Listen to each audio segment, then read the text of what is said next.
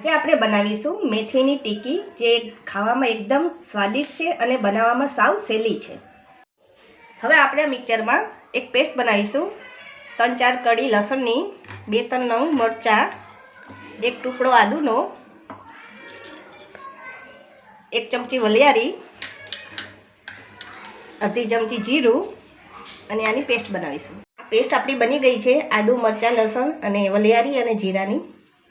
આપણે હવે આ મેથીને થોડીક સમારી લેશું। હવે આપણે આમાં મસાલા કરીશું।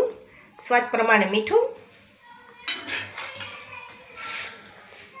થોડુંક લીંબુ,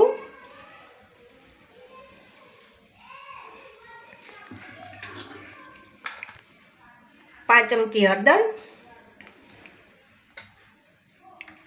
અડધી ચમચી લાલ મરચું, અડધી ચમચી ધાણા જીરું, થોડો ગરમ મસાલો,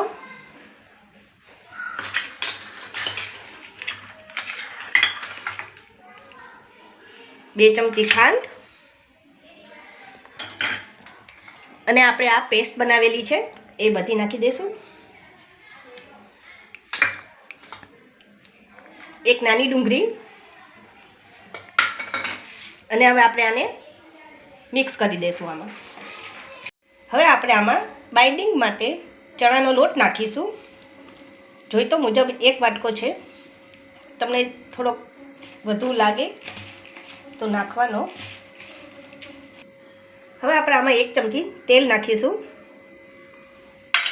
અને એને મિક્સ કરી દઈશું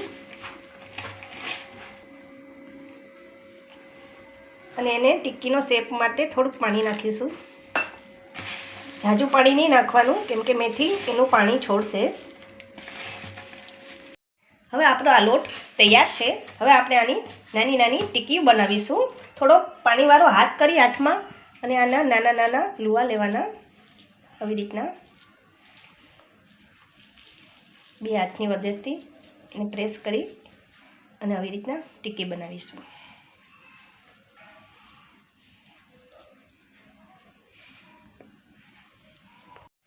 જોઈ શકો છો, હવે આપણી ટીકી તૈયાર છે। હવે આપણે આને સેલો ફ્રાય કરીશું। હવે આપણે આ તેલ આમાં મૂકી દીધું છે, એને ધીમા તાપે થવા દેવાનું છે। હવે આપણું આ તેલ રેડી છે, બહુ ગરમ નથી।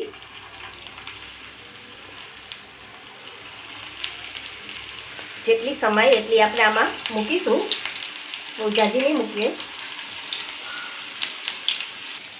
ધીમા તાપે જ આને કરવાની છે। આમાં ફાસ્ટ ગેસ ન રાખતા, નકર ઉપરથી બળી જશે અને અંદરથી કાચી રહેશે।